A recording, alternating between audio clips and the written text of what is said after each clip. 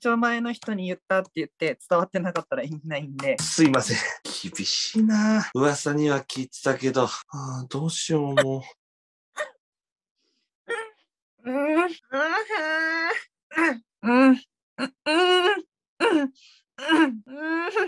何が起きてる？エロすぎるマジ。これどうしよう。やばいやばいやばい。今なんかついになんか言ってたぞ今。え？